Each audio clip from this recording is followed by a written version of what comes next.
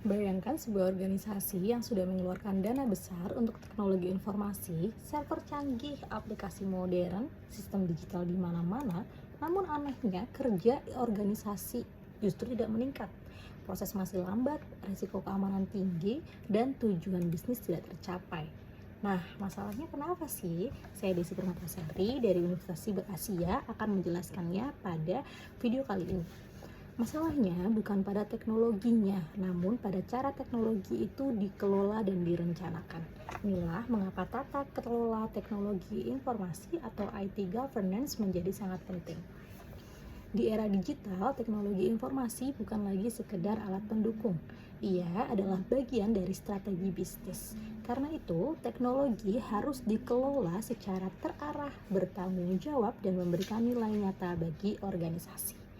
Menurut para ahli, IT governance adalah kerangka kerja yang memastikan bahwa penggunaan teknologi informasi selaras dengan strategi organisasi, mampu memberikan nilai bisnis sekaligus mengelola resiko secara efektif.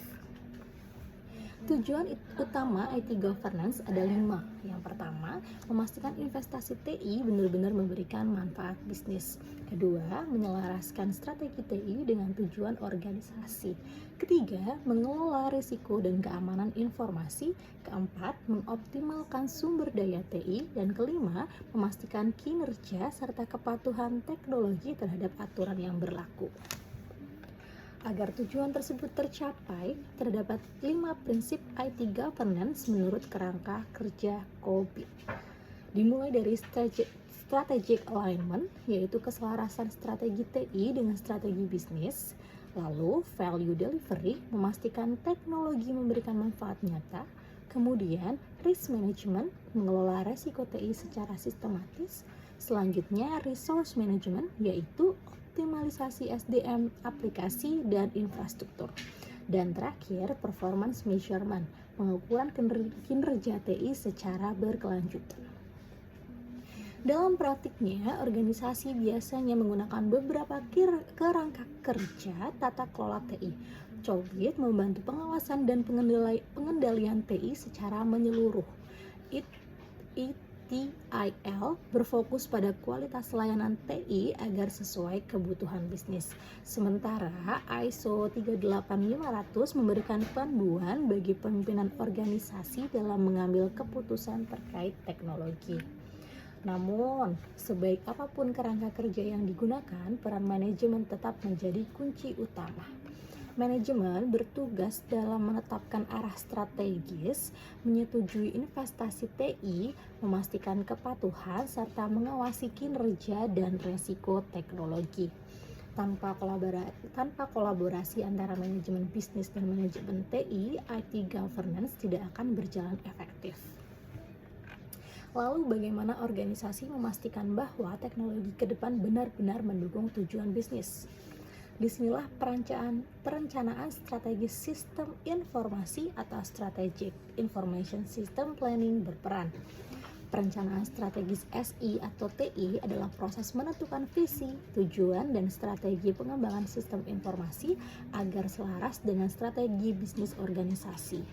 Tujuannya sederhana namun krusial, memastikan setiap investasi TI memberikan kontribusi maksimal dan tidak salah arah.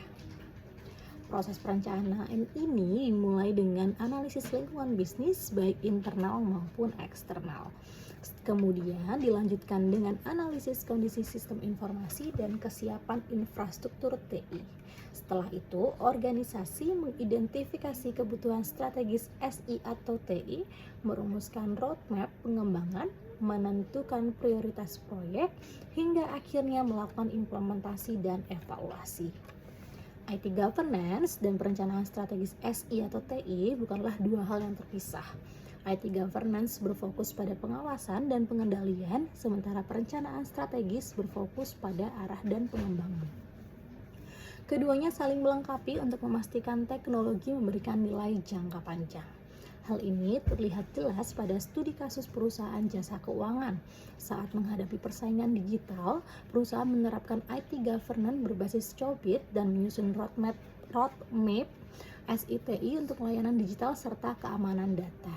Hasilnya, resiko TI terkendali, investasi lebih terarah, dan layanan digital menjadi lebih andal dan aman. Meski demikian, penerapan IT governance dan SISP tidak lepas dari tantangan. Kurangnya pemahaman manajemen non-TI, perubahan teknologi yang cepat, keterbatasan sumber daya, serta resistensi organisasi sering menjadi hambatan. Karena itu, diperlukan budaya tata kelola yang kuat dan literasi digital yang baik.